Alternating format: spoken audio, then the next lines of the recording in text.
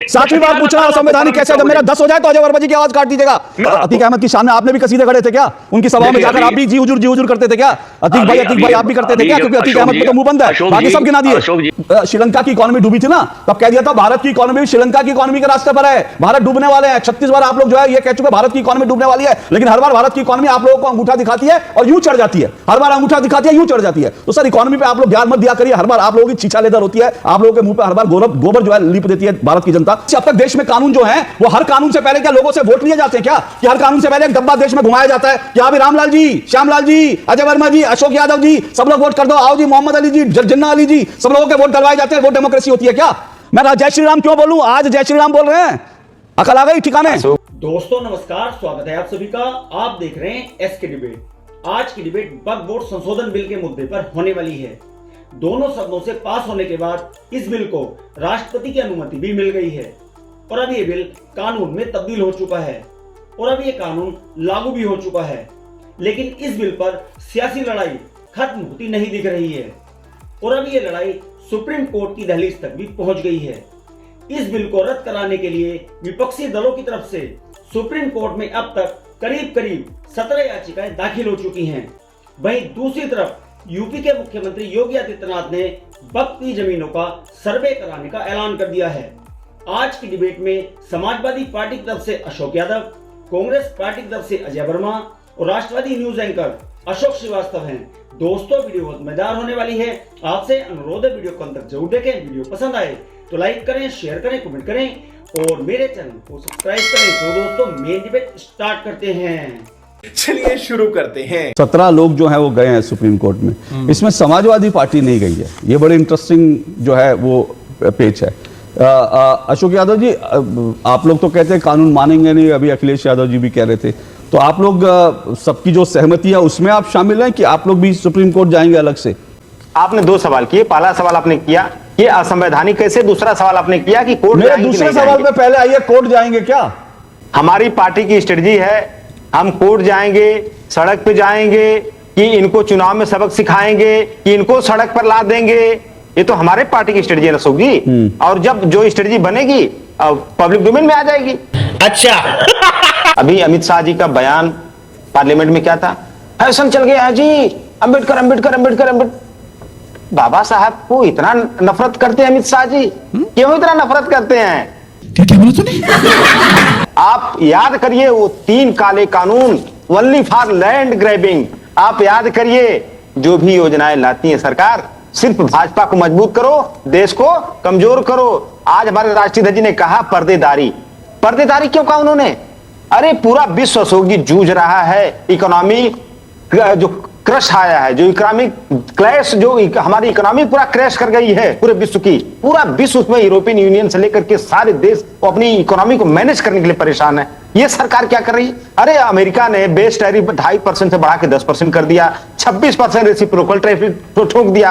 अब मोदी जी कह रहे हैं लो ऐसी बात है। एक मिनट आपकी औकात बता रहा हूं सर, बुरा नहीं मानना सर। आज ये जो आप लोग, इसके पहले अजय वर्मा जी ने कहा इकोनॉमी क्रैश कर गई है, इकोनॉमी क्रैश कर गई है। अभी कल तो मैं राहुल गांधी जी को सुन रहा था, राहुल गांधी जी कह रहे थे सभा में कि भाई कितने लोग शेयर बाजार में पैसा लगाते हैं? 1%। तो उन्होंने कहा 1%। वहां पे कांग्रेस की सभा में किसी ने नहीं, 100 लोगों में एक आदमी ने हाथ उठाया। तो राहुल गांधी जी ने कहा 1 लोग जो शेयर बाजार में पैसा लगाते हैं। और आज आपको शेयर बाजार डूबने की इतनी चिंता हो रही है, मालूम है क्यों? क्योंकि सब नेताओं के पैसे वहीं लगते हैं ना, तो इसलिए नेताओं के पैसे लगते हैं, इसलिए शेयर बाजार। हमको तो शेयर बाजार डूबने की चिंता नहीं है, क्योंकि हमने तो शेयर बाजार में नाम पैसा कमाते हैं ना, शेयर बाजार में लगाते हैं, मेहनत की कमाई करते हैं। एक बात। दूसरी बात, शेयर बाजार में क्या हो रहा है क्या नहीं हो रहा वो तो अभी पता चल जाएगा कुछ दिनों में, क्योंकि ये शेयर बाजार उठता भी है गिरता भी है। बात तो सही है। लेकिन कांग्रेस के नेताओं ने, समाजवादी पार्टी के नेताओं ने, वो जब श्रीलंका की इकोनॉमी डूबी थी ना, तब कह दिया था भारत की इकोनॉमी भी श्रीलंका की इकोनॉमी के रास्ते पर है, भारत डूबने वाले हैं। 36 बार आप लोग जो है ये कह चुके भारत की इकोनॉमी डूबने वाली है, लेकिन हर बार भारत की इकोनॉमी आप लोगों को अंगूठा दिखाती है और यूं चढ़ जाती है। हर बार अंगूठा दिखाती है, यूं चढ़ जाती है। तो सर इकोनॉमी पे आप लोग ज्ञान मत दिया करिए। हर बार आप लोगों की छीछा लेदर होती है, आप लोगों के मुंह पे हर बार गोबर जो है लीप देती है भारत की जनता। गजब बेइज्जती है। वो मत करिए, उसमें मत जाइए। और ना मैं इकोनॉमी का विद्यार्थियों के मैं आपसे एक मिनट सुनिए, मेरी बात पूरी नहीं। ना मैं इकोनॉमी का विद्यार्थियों की मैं आपसे डिबेट करूं, लेकिन मैंने इतना देखा है कि जब जब आप कहते हैं कि भारत की इकोनॉमी डूबने वाली है, तब तब भारत की इकोनॉमी बढ़ती है। देखिए, देश की जो संविधान की मूल भावना क्या है? डेमोक्रेसी। जो डेमोक्रेटिक प्रोसीजर के तहत अगर कोई कानून बनता है तो वो संविधान की भावना के खिलाफ नहीं है। लेकिन अभी माननीय मोदी जी ने तमाम भाषण दिए, लोकतंत्र, डेमोक्रेसी की भावना कैसे पता चलती है? क्या डेमोक्रेसी? भैया मुझे एक बात समझ में नहीं आती, डेमोक्रेसी कैसे? संसद किस लिए होती है? कानून बनाने के लिए। लोग किस लिए वोट देते हैं संसद को? सांसद क्यों चुनते हैं? क्या डेमोक्रेसी अब तक देश में कानून जो है वो हर कानून से पहले क्या लोगों से वोट लिए जाते हैं क्या? कि हर कानून से पहले एक डब्बा देश में घुमाया जाता है कि हाँ भाई रामलाल जी, श्यामलाल जी, अजय वर्मा जी, अशोक यादव जी, सब लोग वोट कर दो, आओ जी, मोहम्मद अली जी, जिन्ना अली जी, सब लोगों के वोट डलवाए जाते हैं। वो डेमोक्रेसी होती है क्या? आप लोग डेमोक्रेसी की व्याख्या जो करते हैं ना, डेमोक्रेसी संसद से बनती है, एक बात। और अब मैं बताता हूं अशोक यादव जी क्यों नहीं गए हैं।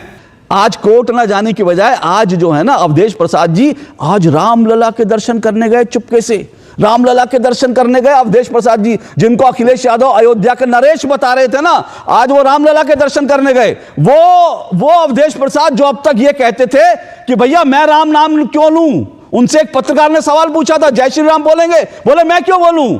लेकिन तब उनके अंदर जीत की हवा भरी हुई थी, फुग्गे की तरह फूले हुए थे।